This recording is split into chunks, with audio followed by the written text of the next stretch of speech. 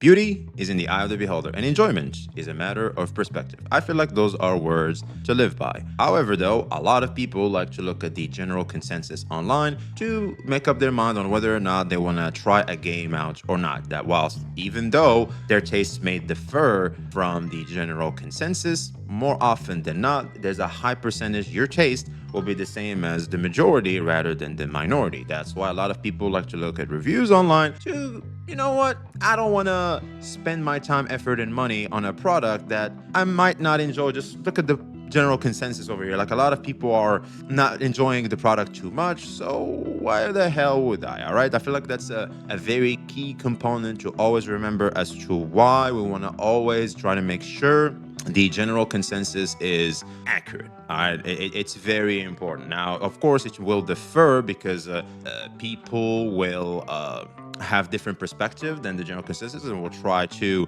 deliver on it, and we'll try to, let's just say, address it and talk about it, which is good. I feel like that's fine. Sometimes people can forget about certain details that they have missed that may have made their reviews less aggressive towards the product. All right, I feel like the general consensus for Neverness to Everness has been a good game. All right, it's not legendary status, it's not the best game ever, it's not bad, I don't think it's mid, I think it's a good game. All right, it's definitely above average, and I feel like that was the general consensus. However though, I've seen this video right here. Is Neverness to Everness the most mediocre gacha game of 2026? Now that is quite the question over here, and right off the bat, I don't think that's accurate, because I believe Seven Deadly Sins Origin was a new gacha game that released this year in 2026, and let's just say I think it definitely deserves the title. And if we go over here, for example, gacha game releases of 2026. We also have stuff like Arknight's Enfield, which I don't think it's mediocre, but I feel like it's definitely more not generic enough for a lot of players to get into. I wouldn't call it mediocre, but I would call it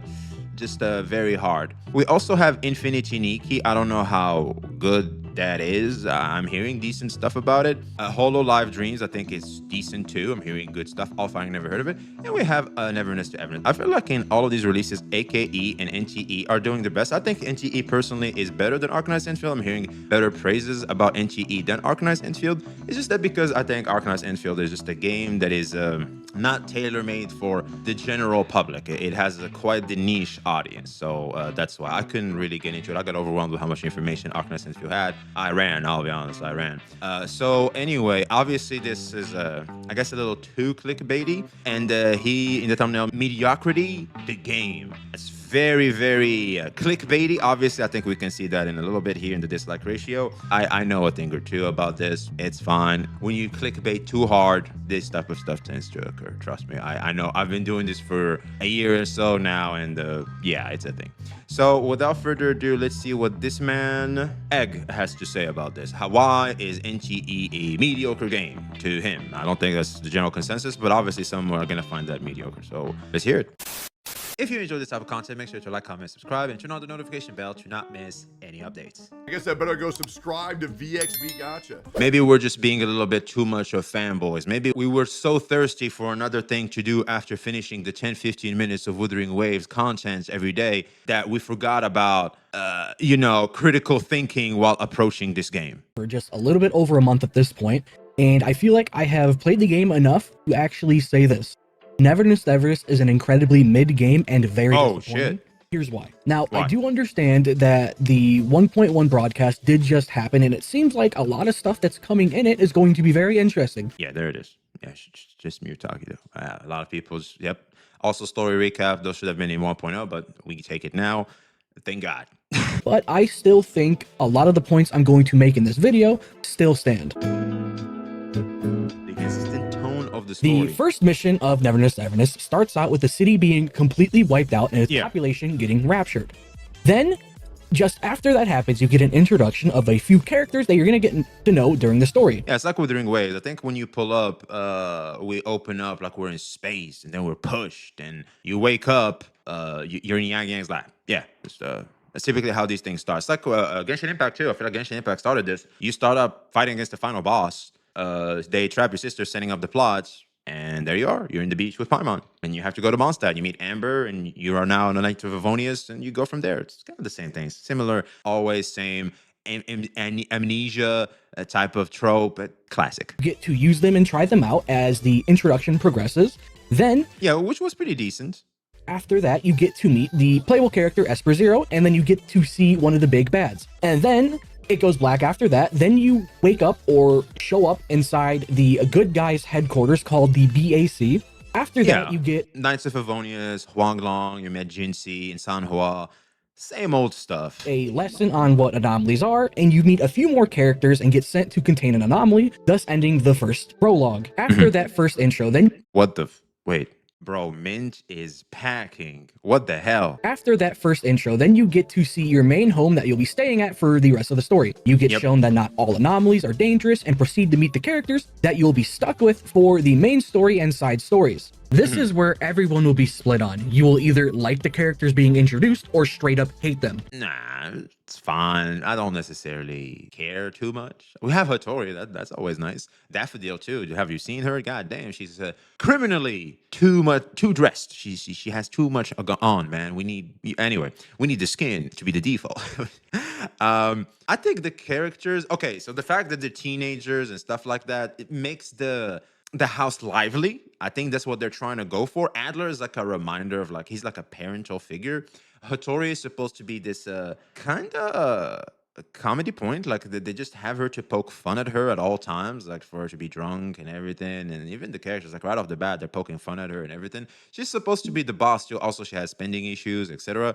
So yeah, I think she's supposed to be this imperfect, hot character that can be humanized by by her flaws. All right, I think that's what they're trying to go with. And of course, because they're teenagers and children around, kids could be assholes, man. I don't know if you heard, but kids can be real freaking pricks in how insulting they can be and how, let's just say, they don't understand that words can harm people. All right, so it is what it is, and it kind of shows it over there. Not to the highest degree, of course, but you get the idea. Daffodil is also this silent, cold character that eventually they build upon why she is that way, and I feel like that was pretty well done. I like Daffodil's story arc.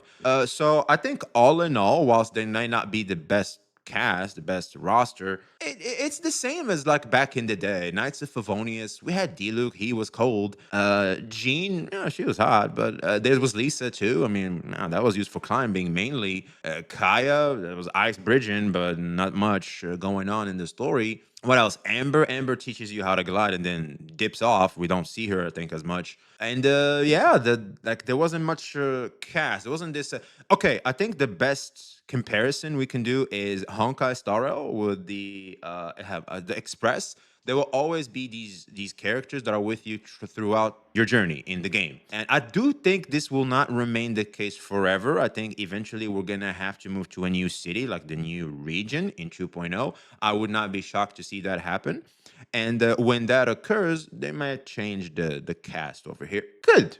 I'm not saying they will 100%, but it might happen. Who knows? I'm saying that because the Express makes sense because you're all traveling together. However, these guys are running a shop. And so, if you travel, why would they go with you, right? They have their life here. So, and I think that would be cool too. And spice it up, all right? Spice it up. And I don't know about you, but the Express in Honkai Star Rail, they're pretty good. Marsh can be annoying to summertime. I think she was adorable. Don Hung is cold. Welt is, we just want him to do badass shit because we all know where Welt comes from. And Himeko is the Hattori, basically, but she's just let's just say a workaholic instead of an alcoholic. All right, it's basically the difference over there. But all in all, I feel like the thematics here are fine. I think it's just you don't have to be either hate or love. There's a certain middle. You understand what they are, and it's fine. It's like the Z fighters in Dragon Ball. Like we don't necessarily care about Yamcha or Shinhan in Dragon Ball Z, all right? Those are washed up characters. They don't necessarily matter, but they still always hang around. They always try and do something because you need something around the MCs. It's very important. You don't hate Yamcha or Tien or Krillin, or maybe an argument could be made for Krillin because of what he did with Android 18. Bro simped so hard. He he risked humanity for being nice to what he deemed to be hot because of a kiss in the cheek. Like we don't know about Krillin. I'm not gonna lie, we don't know about Krillin. But for the rest, I don't think we hate them. Like they're okay characters. It's like we grew up with them a bit, and they're gonna try and do the same here. It's mid. It's whatever. It's okay. Like, I don't think it needs to be love or hate. You know what I mean? I think this is a dangerous type of this or that. It's two extremes. I don't like extremes too much. Daffodil, Adler, and finally, the most hated of them all, the most decisive in this game, Tagiato. After that, Wait, who? Tagiato? It's Tagido. Okay, I'm not gonna defend Tagido's name because fuck that thing, but it's Tagido. How is it Tagiato? I don't know. How do you do that? that little introduction of all the characters you're going to be stuck with, you then get a commission to go stop an anomaly that is currently ruining a place of business. When you do that mission, it overall has by far the best ops I think I've seen in a gacha game are the anomalies. Hands down, the best. Especially when you look at the anomaly commissions in your map, like the hospital. I just finished the puppets. I gotta do the hospital. I don't know, man. The hospital's it's a little different. It's built different, man. It really is. I don't know about that one. So I love the anomalies, man. I think by far, I love the thematics of them. They feel so, I don't know, like, especially when you're in the middle of the night and you see them coming out of this, just this machine that gives you drinks. And it gives me this anime Japan style type of vibe. I freaking love it.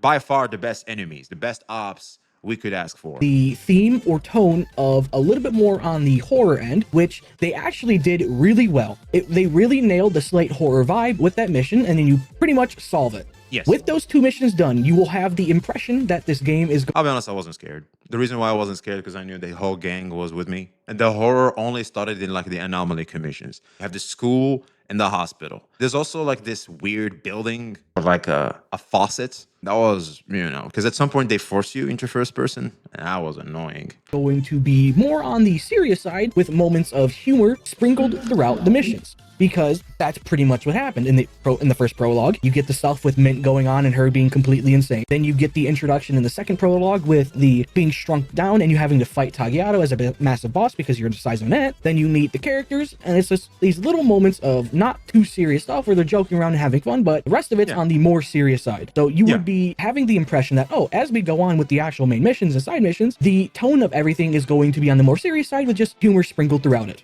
This is where the story goes completely haywire and where the majority of people were extremely disappointed or straight up hating the story for NTE from what I saw. Yeah, of course. No one likes Tagido. No one liked that part. Here's the thing. I think the idea wasn't bad. The execution was just trash because of Tagido. Like you're applying it to Tagido. No one cares. I think they should have just went one of the characters, maybe they could have picked the shy guy. Maybe he has a crush on someone and the girls are trying to, get him to confess or something like that. There's so much cute shit they could have done, like some of those high school romance trope anime stuff. They could have just done that or something. Also, why the hell does Nanali look like Captain Cabinet's model too bad? Like, holy. So I think Captain Cabinet should look into, cosplaying her or something. But anyway, fact of the matter is, Tagido is just not an interesting character for that type of story to be revolved around him specifically. I think they were really trying to set him up to be this mascot thingy, something that maybe you were gonna take with you alongside your stuff. I mean, he's in the loading screen and everything. So like they're really trying to make him a little bit of a thing, but it didn't work. Their plan did not work. And so basically they immediately responded. They fixed the fact that he can be annoying. So you can just mute his ass. And I feel like that's fine. I'll be totally honest when it comes to that quest specifically. As soon as I recognized what it was, I thought it was a side quest. To be honest with you, I seriously thought it was a side quest. It wasn't. It was a main quest. I was like, evil has won. I'm skipping. I skipped that shit. I did not look back. I ended up skipping a lot of shit too, to be honest, because that triggered the skipper in me. I ended up skipping some cool cutscenes that I'm seeing a little bit of them throughout YouTube. But it kind of fucked up my story experience when it comes to Tagido. I'm not gonna lie. It made me go a little too much, right? Because I was getting a little scared of. Also, I wanted to play catch up because I was still a little late because I didn't get a solid account in time. So I was trying to play catch up. So tough. Next main mission is you literally watching this guy, this little animal, Tagiato, basically get cut. Essentially, what you do is you basically act as his wingman to make sure his date with another animal thing just like him does not go wrong. And throughout that mission, you are literally walking with him for the majority of it. Now, this mission only is about 30 minutes to maybe 45 minutes, but you essentially walk with him, you follow him around, you do these stupid tasks like playing arcade or run across the street to get something or spend money to buy this for his date. And I'll say this, the only good part is the ending where he gets cucked by Adler and the fight scene with Nanalie. Yeah, I was just about to say that. I think Nanalee's fight was pretty good. I like the dynamic between what's her name, Sakura. Oh fuck, I forget her name. I hate her because I have her at E1. That's why she ruined my 2D anime Betty lineup, man. It could have been a Hathor or Daffodil, man. I'm stuck with another copy. But she's a good character nonetheless. And Nanalee's fight was pretty decent. It really made me think about how playable characters, like you can fight them. That would be a cool thing. Maybe they could have that as like a thing in the game. That'd be nice. And that combined amount of time with those two good parts is probably just below 10 minutes. And it is very tragic that they forced this mission to be a main mission. I do not know why they did that. It completely throws off the tone of the story and everything that had been built up. What they were really trying to do is world building. Obviously, they're trying to get you to care about the characters. They want to show them in not always the main plot, like a subplot that hopefully you can enjoy, where you can, let's just say, get used to the characters, start to care about the characters. And they're adorable. I mean, if you let's look at this pause frame right here. It's adorable. It's good. But when you remember that it's fucking Tagi, though, you're like, Jesus Christ, that's a poor excuse to get these characters like that, right? It's not the event to get everybody together on, if that makes any sense. So unfortunately, I feel like that was the biggest issue. Like I said, I think they should have just done something with Edgar. He's a shy kid, to get him out of the comfort zone or something. He may have a crush on another character. I feel like that should be important too. That'd be nice. Some romance there. That would be cool. Throughout the introductions of the game, the first introduction mission and the second introduction mission, they could have completely left this as a side story that's completely optional instead of forcing everybody to go do it if they wanted to progress and level up their character. Bro, they cooked what's the cinematics they do and the animations they do and in the cutscenes. They are cooking. After the Tagiato mission, you get it's an anime game. Like it is an anime game, and I love how they have a lot of these. They have a lot of these, and I like them for that. They should keep up the momentum 100%. More cutscenes like these, please. Another mission called Deal, which is essentially you going to an auction to buy a high-class anomaly, which those are good questions. Fails because why wouldn't it? The entire time they're cracking jokes. It's not serious at all, and it only gets serious at the end of the mission. The tone of that mission is just, oh hey, we're just gonna joke around, we're gonna have fun. There's going to be nothing really going on. You're going to an auction. The entire auction part is just going to be one big meme. Then the anomaly is gonna get loose, and you have to contain a bunch of anomalies. It's gonna you're there. I think we were there in terms of in case of security, like they heard something like, is gonna happen maybe, so like you're there. Hattori does her stuff. I love like the character stops time to steal the anomaly, and you can see Hattori peeps at her. That's like your first clue that she has the ability to stop time. That reminds me of like Dio versus Jotaro, where Dio notices that Jotaro can move his finger and stop time. He's like, fuck, he can move. He knows, or does he not? Well, Hattori knows, and now we know why. And I think eventually she did something that allowed us to move and stop time, which was pretty cool. I'm not gonna lie. But I feel like considering when you move from the Tagido stuff, and like they said, he said here at the start of the game, when like you're introduced to the roster, the characters are more lively. They like to crack jokes and be silly. Like, it's not supposed to be this darker tone. Like they really want silliness to be a main point of narrative. I guess that's the term I'm looking for. Maybe in the game, right? In the story, to be specific. So I think it's totally fine. I'll be honest. I really like that we have Haniel and the other character. I forgot his name. Right. We also had we finally met. The other girl, Hathor, and stuff like that. So I think that was cool, man. I think it was really, really cool seeing the dynamic between two entities, right? They were talking business and everything. Seeing 2D anime baddies talking business was still fun too. We have Hattori also basically rap battling a bunch of rich people there in the auction. We had that going on, and then stuff got real, and which is what we were waiting for anyway. But I feel like to get to that point, it was still interesting because it was all world building. So I think for this one, well, I can definitely agree with the Tagido. I feel like it's fine. Like it's totally fine. I liked it personally. And again, like I said at the start, it's a matter of perspective, and beauty is in the eye of the beholder. So maybe he is not liking this way of doing things. I personally thought it was fine. Now it's like, oh my god, I can't believe this is gonna happen. Then we're gonna continue to crack jokes in it. Bro, the anime references this game does is this game just, dude, the Easter eggs. I freaking adore that shit. This is Itachi and Sasuke from Naruto. Oh man. And then you got the JoJo poses too in the picture. I'm just waiting to get more references. Like, oh my God. Jesus. That huge W to them. Like, especially when you recognize it, just they're doing it. They did the thing. Oh shit. I love it when that happens, man. And I feel like this silliness, this thing is what allows them to do basically all these references from other popular medias. And I like it. From the two prologues, it's somewhat serious with some humor sprinkled throughout it. Then the cuck mission, then the auction mission was just jokes after jokes after jokes. Then the next mission after that is, oh, hey, this is going to be actually kind of serious. There's going to be a lot of people crying in it. And the mission's going to be like, oh, hey, maybe I should actually take this seriously. There's not going to be that much humor in it. And when you look at the missions as a whole, for the main missions at least, it's, oh, hey, the introduction is going to be serious with a bit of humor sprinkled in it for both the prologue 1 and prologue 2. Then we're going to go into the cuck mission. Then we're going to go into the auction mission. Then it's going to get serious again. And it is just massive jarring jumps of tone between the missions that are like, okay, these two missions. I think I've seen a lot of animes like this. Maybe he didn't watch enough animes. Shit, even I don't watch enough animes. But I feel like in anime, this is pretty normal. It reminds me a lot of Dragon Ball. Like Dragon Ball can be quite silly. It's like with Majin Buu. Like Majin Buu is he likes to joke around. Bro literally sleeps in your face. Didn't Kid Buu sleep on Super Saiyan 3 Goku? Kid Buu is just like, Goku is like struggling, trying to find his energy. Kid Buu was like, what the fuck? Right? We have also Fat Buu, Beerus versus Goku. At some point, they were biting each other and stuff like that. This is a thing. Like I've seen it in a lot of media. Kakashi with his thing, right? When he does the jutsu, to your butt.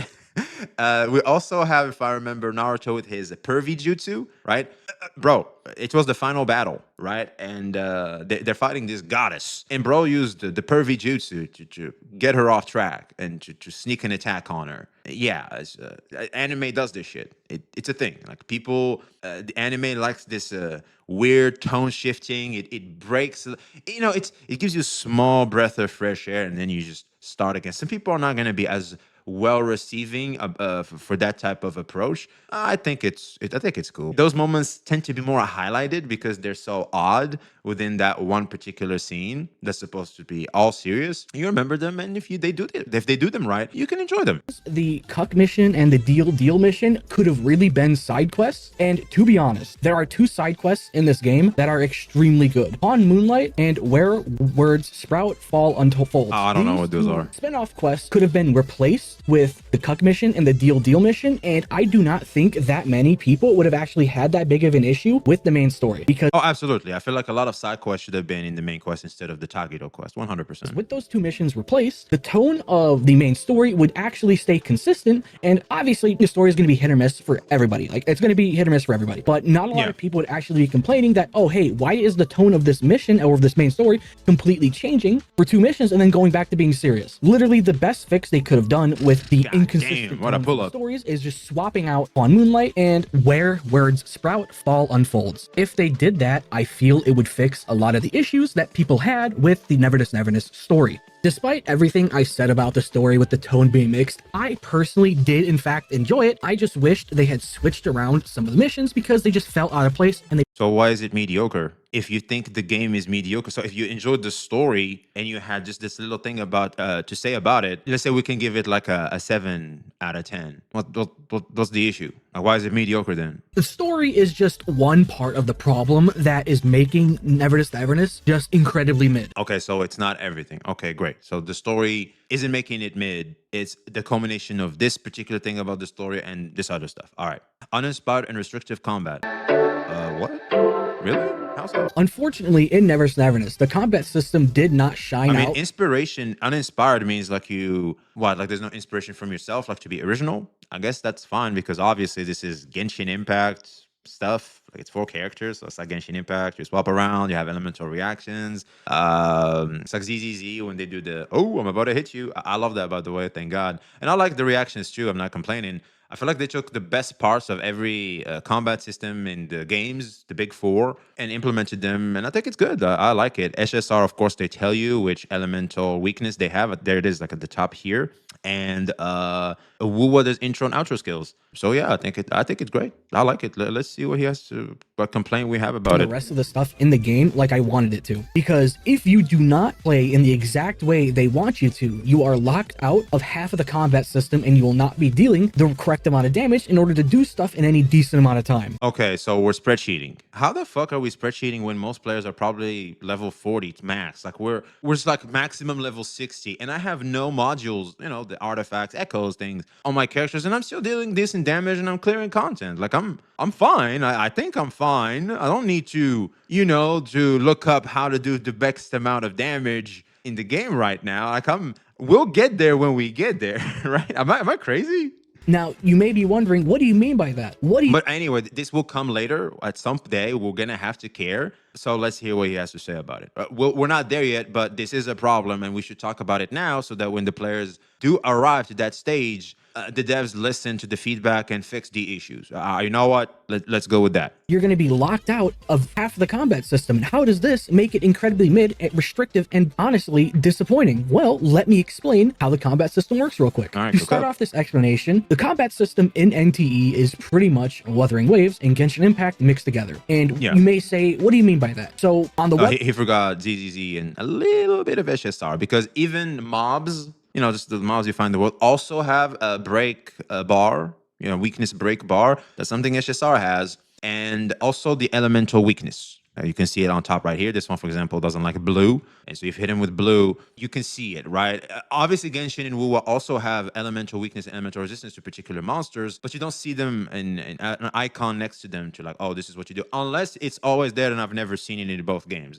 Correct me if I'm wrong, but I don't think so. But SSR does have that. And ZZZ with the alert about to attack. I love that about ZZZ. I think they even copied the sound effect. Correct me if I'm wrong. They had no shame. They just copied the sound effect and everything from ZZZ. God damn. Wuthering Wave side, it has the intro and outro skills in NT. You do a certain amount of attacks, you build up energy, you can swap out to the next character and do an enhanced intro, and you can do an enhanced outro with each character. I hate this boss, by the way. The one he has on screen. I hate this boss. I don't care about these things, but he does so much damage when you ignore these little dance things. Ugh, I hate this guy so much. To the next character and do an enhanced intro, and you show skills in. And what do you mean by that? So on the Wuthering Wave side, it has the intro and outro skills in NT. You do. Thank God.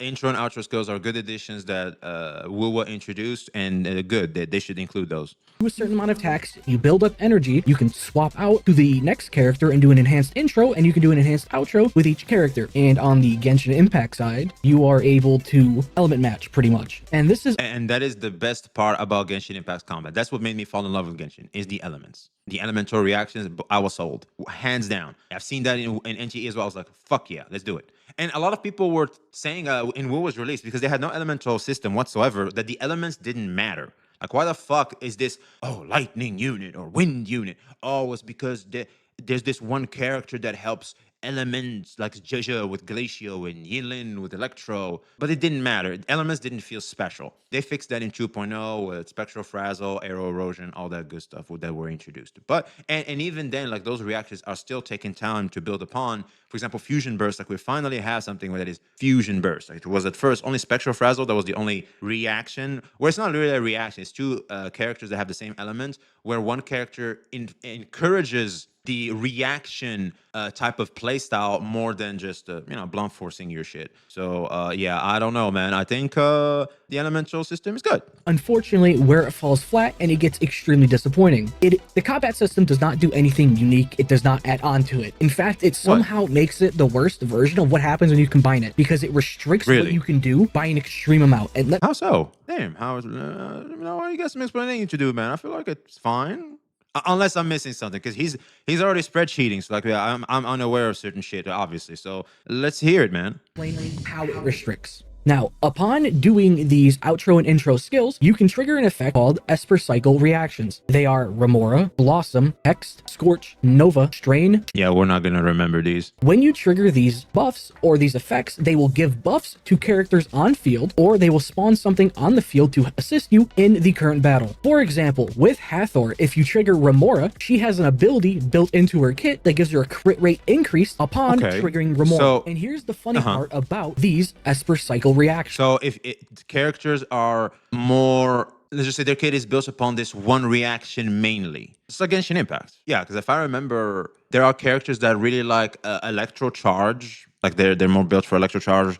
For Dendro, especially Bloom, for example, Nilu, like she really, even though she's a Hydro unit, she really wants the reaction for her to best shine in her with her kit is Bloom, right? It's not Vaporize, it's not Freeze, it's Bloom. And other characters have different reactions, of course, and so it goes. But some are more generic than others. For example, classic, like Hu Tao or Diluc, whatever, they're Pyro units, and if you mix either Vaporize or Melt, like they still do the same thing. You can play Overload, like it still works, etc., etc. So, I think they're just going the locked elemental reaction type of kit. Like this character is this element and shines best with this type of reaction specifically. They're doing that right off the bat. Because I think Genshin did it way later down the road. But at first, I feel like characters were very generic. Like you could play characters, everything. Like Ganyu is very generic in terms of elements. Zhao didn't really do elements as much, but yeah, you get the point. They can only be triggered upon an intro or outro, and the only way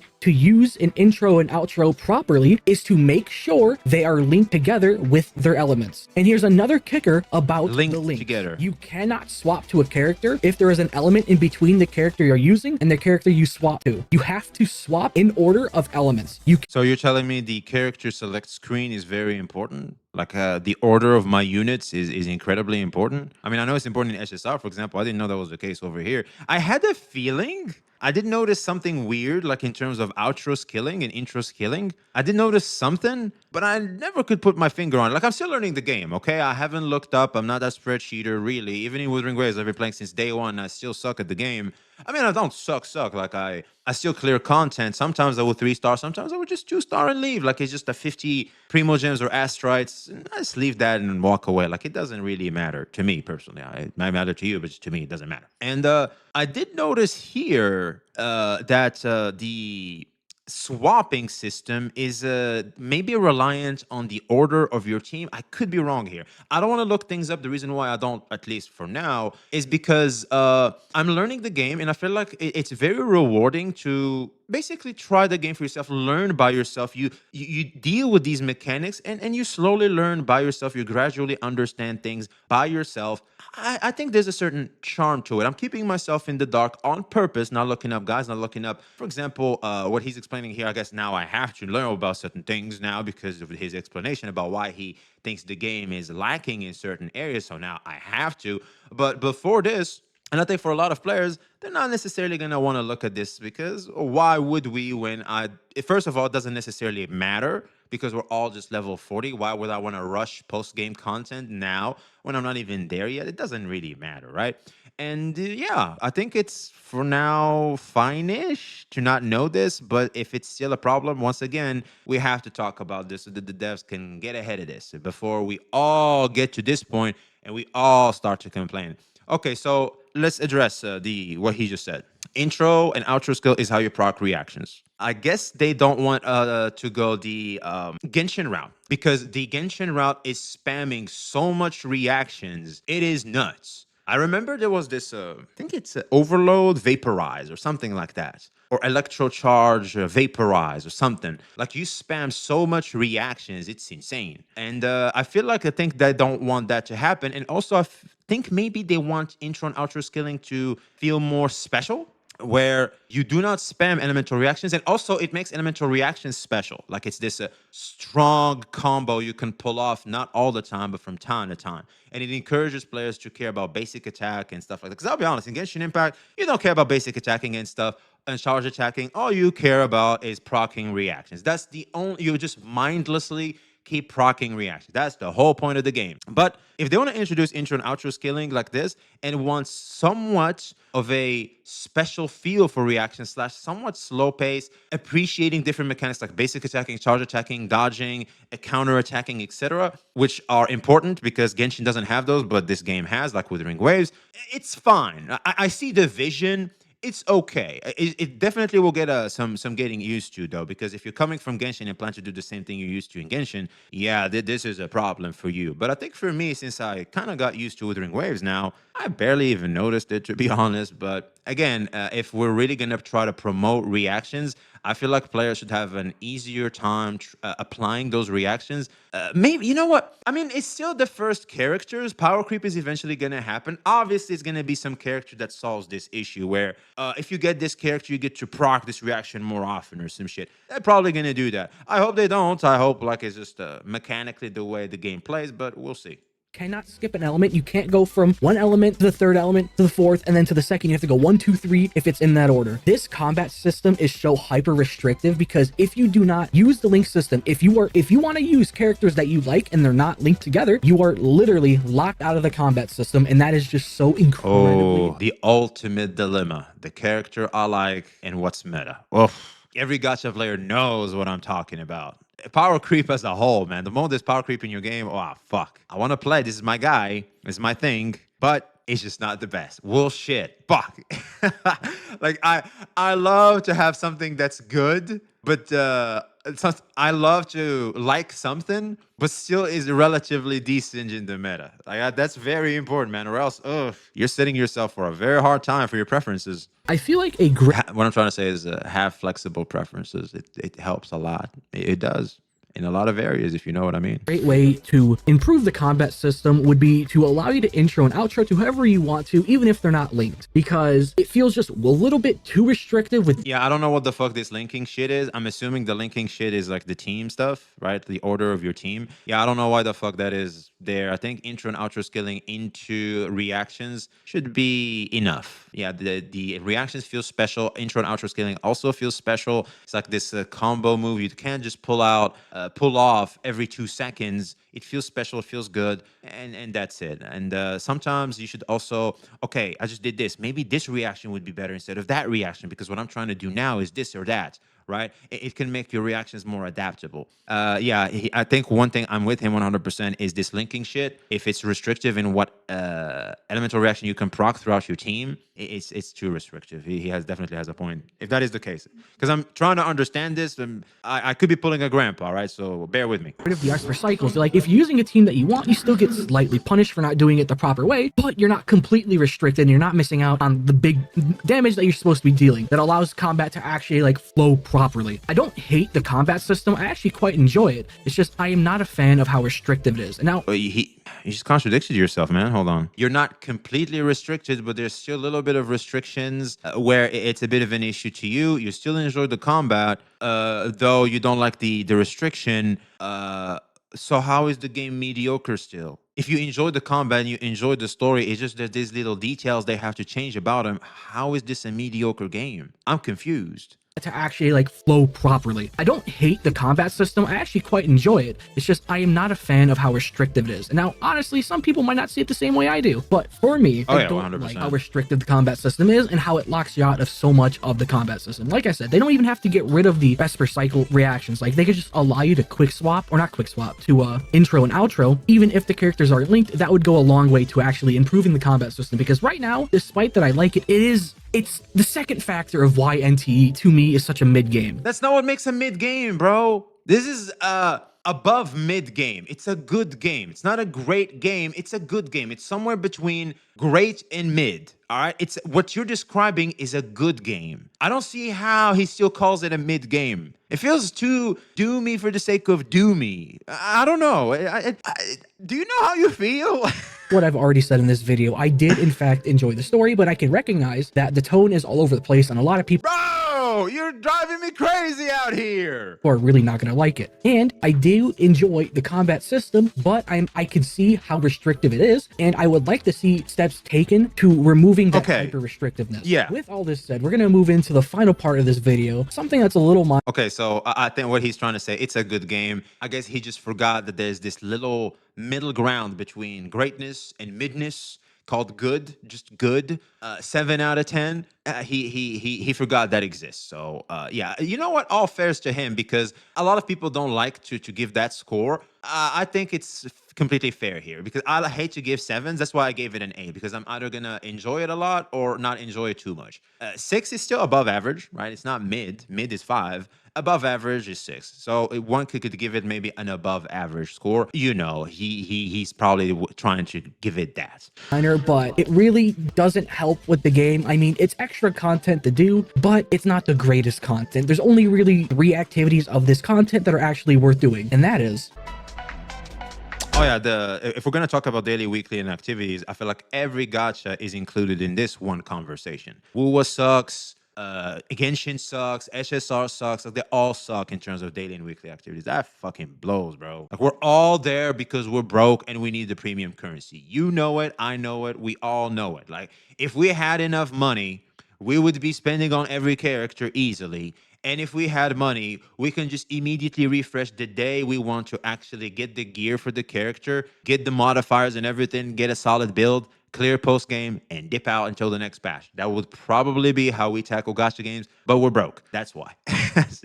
Let's call it for what it is, man. The activities, they are just your bog standard gacha dailies. You use your daily stamina and then you fuck off and go do something else, or you log into a different game. That's it. You Not log much into a to say. different game. That's why I play NTE right now, because I used to do that in Withering Waves for 2 years now, since it's been out, and I'm tired of just 10 minutes and that's it. The game time is over. Go get bitches. I mean, it's still good. I mean, you get to go and get bitches, but you know, sometimes you know, money's tight. I don't want to go and get bitches. I just want to sit here and have fun with my 2D anime baddies, right? And NTE helps with that, right? It's a good game. I'll be honest, it's even faster. I feel like we should talk about how fast you clear enemies and some of the farming points. It's like, holy shit, they die so fast. I click 2 buttons, they're gone. What the fuck? I feel like we should have a conversation about that. For your weeklies, that's where it changes for NT. You have a certain amount of activities you can do. These system that resets every Monday, I do believe. It's a weekly reset. It maxes out very high. Currently for me, I'm like level 45. It resets like every Monday. You're level 45? How the fuck are you level 45? Did you? Oh, maybe he used the stamina. My character's level 50, and my stamina maxes out about 500. So for the activities, you have seated delivery, races, owner selection, swift travel, pink paws heist, fishing. Pink paw heist is the best one right now. And super sound. And without explaining what they are, the only ones that are worth doing is Little Sparrow, because you can AFK farm it. Pink paws heist, which is a lot of fun for the first like 10 times. And then fishing, because it's... Oh, dude. He said it, not me. Pink Paw Heist, I can see it being becoming boring once you figure it out. Like once you know everything. For me, I still haven't, because you know I'm slow. But eventually, I can obviously see that Pink Paw Heist is just gonna get boring. And I think the best way they can fix it, they're already doing it, like where items are randomized on where you're gonna find them. Like the area remains the same, but the items are randomized. That's something that's definitely happening. There's 2 new areas I discover, and you can only explore them if you get the randomized item. So it really makes a lot of Pink Paw Heists feel different than the other. But I'll be honest, the exits piss me the fuck out. The amount of times, hottest studio, I'm about to crash out. The amount of times I'm playing out like, all right, that's my teleporter. I walk back, it's dead. Oh man, that pisses me off, because I just had a good run. I found some rare items. I just need to lock this in. We got it. We won. And they just like, no. Oh, fuck me. I think what they should do is like when it's the last 30 seconds, they can make like random teleporters spawn around you. You know, because like, you know, that it's like that anime feels like it's urgent. Oh no, it's gonna blow. They're running out. And they keep looking around, and then they see this in this half second. They see this one hole in the wall that they can use to escape. Right, that type of feel. Like they could do that through randomized teleporters opening up around you when it's almost time to leave. I feel like that would be pretty cool, because it also helps with this whole teleporter just locks away. I don't know if they fixed it yet, but I don't think they did because I haven't played Pink Ball High since I'll be honest, I got so salty I kind of stopped playing it. That's why I'm a little bit broke in the Fawn's side, but now I kind of have to step my game up because of the fucking Porch collab. So easy, you can just mute the game and blast whatever music you want to do while getting a decent chunk of money. Now, in my own personal opinion, Pink Paws is really the only one worth doing because you get 1 million fawns a week. But I have my own issues with Pink Paws because of the fact the rooms are always going to be the same. Now, the loot might not be the same. It might be randomized each run, but you're always going to be running through the same exact rooms. It's always going to be the same. I wish they would randomize what rooms you're going to get to at least spice it up until they either add different levels or whatever they're going to do in the future. He's right. I don't think it's a problem yet, but I can see that happening in the future, 100%. He's saying exactly what I was thinking. Yeah, 100%. Because as of right now, I don't really care to do Pink Paws because I'm not willing to run the exact same room 100 times a week or 10 times a week, however. Yeah, especially if it's the only worthwhile activity to do in the weekly activity stuff. Yeah, 100%. Many times you need to do it to get that 1 million fawns. So that, you know what could really help at least wait for that to happen is okay, let me just unpause real quick to get rid of this pause frame. That way you're not wasting. You know what? We'll keep this. Like Mint is giving us a little smoosh. What could really help with this is they could allow you to spend a lot more stamina in one pink ball heist. For example, I can spend 100 stamina in one pink ball heist. Well, I can maximize the efficiency of the run I just did, so that way it's not repetitive, and that way you don't get bored of it fast enough. But it's a band-aid fix while we get the real fix, which I think he should be what he just said, where you introduce new levels, you introduce new things, where you always keep the players on their toes, right? And I feel like that would be pretty cool. Any money before the reset. With that said, obviously people are going to feel completely different, but for me, Little Sparrow and Pink Paws are really the only one worth doing because you can AFK Little Sparrow and Pink Paws is actually interactive. I just started doing these AFK ones. I haven't heard of them. It takes a bit of time to do. But unfortunately, even with these activities, it really feels like they just put little focus into it, and they really put all of their effort into the presentation and the graphics of the story. They really didn't put as much effort into, per se, the story, making sure the tone stays. Yeah, it's like Wuthering Waves. Like at the bat, the VAs were all over the place. The story was just mid as fuck. The music was still not really it. But the combat was great. We all knew where the chips were put. It was the combat, it was a good gameplay loop. Players were still satisfied and waited for things to develop. And this is our hope for NTE ultimately, is we just want them to have the same thing, the same story as Wuthering Waves, because I don't know about you, but a lot of players doomed Wuthering Waves at the start, hence the spawning of the kudu bats and them being so aggressive nowadays. But, well, they shouldn't get that aggressive. It's still stupid. You're becoming part of the problem. The very thing you set out to destroy, now you're it. Congratulations, dummy. But I feel like a lot of players got rewarded for, let's just say, being a little more patient towards Wuthering Waves and Kuro games in them cooking up Wuthering Waves. And Wuthering Waves really picked up around 1.4 in the Black Shores, and then Rena City just took off. So our hopes really for NTE is for it to be the same, because let's face it, most of these games in 1.0, they still are, let's just say, slightly unpolished, still lacking in a lot of areas, and they go from there. This is kind of the nature of live service games. They give you incomplete games, okay? Genshin Impact should have came out with the 7 regions. Wuthering Waves should have came out with all the regions as well. All right, you're supposed to finish the story, and then they could just maybe, you know, keep adding stuff with the combat and stuff. All right, but that's just not too, let's just say, lucrative for them to do. So they do this crap, and NTE is no different. All right, it's not the complete story, not complete optimization. It's like Wuthering Waves and the VAs and shit. Like, you know, it's all over the place. Some things are just all over the place. So also Genshin Impact skip button where. It's consistent. The combat doesn't feel as bad and as restrictive as it is right now. They would have put a little bit more activity into the daily activities or the city activities. I'll be honest, this is something that all gacha games suffer from. I feel like this is just a point of a proper, this is a point that is not limited to just NTE, and dooming just NTE for it just feels a little unjust, right? It's just, why limit it to just, no, all of them. Period. WoW's daily activities fucking blow. Weekly activities fucking blow. Genshin's also. SSR also. It just, SSR had Simulated Universe, which was fine for a time, and then it became so boring they gave you a skip button for that shit. Wuthering Waves has a Simulated Universe as well. I don't know why we don't have a skip button for that yet. I hate it. I'm already tired of it. It's just annoying. Why the fuck is it not like HSR where you can just skip it? It's beyond me. Come to think of it, I just remember this quality of life that I think we should introduce. God damn. Also, maybe just skip them. Fuck sakes. Like, just one pull, bro, per week. Like, fuck it. Give it to me or something. I don't know. Activities that reset every week. It just really feels like the only effort they actually put into the game, or the most effort they put into the game, is in fact the story graphics and the story presentation. That's just the way I feel. You might feel differently to me, but for me, that's how I feel. But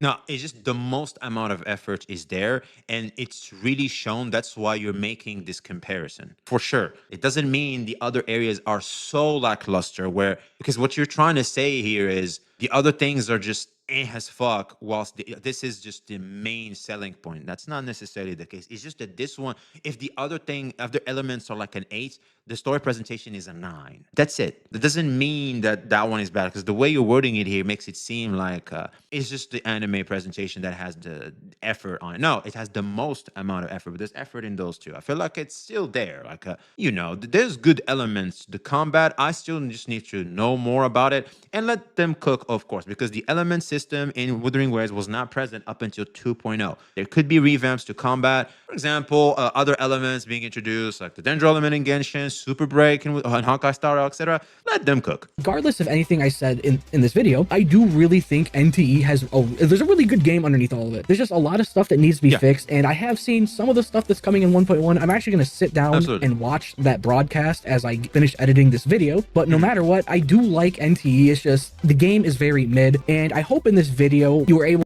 That's not the definition of mid. I think what you voiced here is the definition of good. I don't know why you're trying super hard to call it mid. I think because you just said you like the story. It's just it has these elements. So instead of making it an 8, it becomes maybe a 7. Instead of a 9, it's a 7. Sure, great. It's a good story. It just has these things that annoy me, but good. Nonetheless, good. You disregard Tagada, you just skip over him. I think it's a good story. I gave it personally an 8. I like it. It was good, especially the last part. I gave that shit a 9. I'll be honest. They really cooked it near the end. Combat is something that I don't know. For me, like, considering I still don't know yet, I'm very satisfied with the combat. But obviously, in terms of spreadsheeting, if there's lackings, well, the devs still have to cook up, just like we've seen devs prior to NTE. The very devs the NTE devs are trying to emulate, they fixed some stuff about the combat, and I'll get fixed regardless. So the future is good, but for now, I feel like it's fine. It's not, of course, perfect. Of course, we want the changes in the development to occur, duh. But I feel like what we have is good and not mediocre. And also, going on what you said as well, I think it's good and not mediocre. Points I was trying to make. This type of video is something new I'm trying to make, and I'm hoping it does well. But I'm just going to passively mention this. Obviously, it's got its end game mode, which is just pretty much TOA from what I've been able to do of it. It's just a TOA clone, and doesn't really matter. It's just there for premium currency. But regardless, there's a really good game here. NT has the bones of really a game. It's going to take some work for them to get it up into a spot where everybody's like, holy shit, look at the game. Yeah, like Wuthering Waves. Just like Wuthering Waves. We all know it. I feel like it has just have a better introduction than Wuthering Waves, to be honest with you, because I played both at launch, and I think NTE is slightly more received due to the lack of optimization issues. Story has a little bit more polish, etc. Because Wuthering Waves had to redo their story. I don't fault Wuthering Waves for falling short at the start in their story, because they had to redo it from scratch, because a lot of people had a lot of issues with the story in the beta test. I think it was CN, if I'm not mistaken. So I don't fault WoW for having those issues, but I think NTE is totally fine. It's a good game. No, like, this is it's completely changed. I think the devs can do it. But that doesn't mean we shouldn't encourage for more and better development within the game. Don't misunderstand me, please. I really do think the devs can do it, because I do like NT. But if you guys agree with me... Well, how the fuck is it made if you like it? God damn it, this guy's driving me nuts. Let me know in the comments below, because I'd like to get some opinions on NTE. I am personally excited for 1.1, but thank you guys for watching. Make sure you guys subscribe and like and all that type of stuff. Seriously, let me know what your thoughts in the comments below if you agree with me. I made a whole video. Obviously, not everybody's going to agree with me. I don't expect it, but thank you guys for watching. Make sure you subscribe and like the video. Leave a comment no matter what. I will see you guys in the next video. Peace. So yeah, man, I guess there's a little bit of conflict in some of the sentiment our man had there, but all in all, I think the criticism is totally fair. I think the only way is up for NTE right now. I think they have a good, solid bones to work with. They just need to not fuck this up. I think NTE's job right now is to not fuck this up and try to do what Wuthering Waves did. Because what really made Wuthering Waves is Renacida. All right, let's call a spade a spade. Renacida was peak Wuthering Waves. That's when a lot of people started coming in. It made Wuthering Waves into the Wuthering Waves we know and love now. But before that, it was we don't know about that, right? But they need to have something as shocking as something that will shake up the world, Muhammad Ali style, in the upcoming versions in NTE for them to really apply what they're trying to copy from. All right, because they're trying to copy from Moon, they're trying to copy from Genshin and all these successful gacha games. Well, you need to do what they do, and by do what they do, I mean Wuthering Waves specifically, and I do mean the improving and everything. Do not do the oh, we're successful now, so guess what we're gonna do? We're gonna introduce predatory tactics like this echo crap that will not solve the problem, but will maybe some players might pay for it and shit. So, anyway, just don't become like that. Just embody Wuthering Waves day one. Embody Kuro Games jump in quality and go from there. And that's it. That's gonna be my hope for NTE, man. Don't fail us, Hara Studio. Don't fail us. We'd appreciate it if you would. So yeah, like, comment, subscribe if you haven't already, and yeah, be seeing you.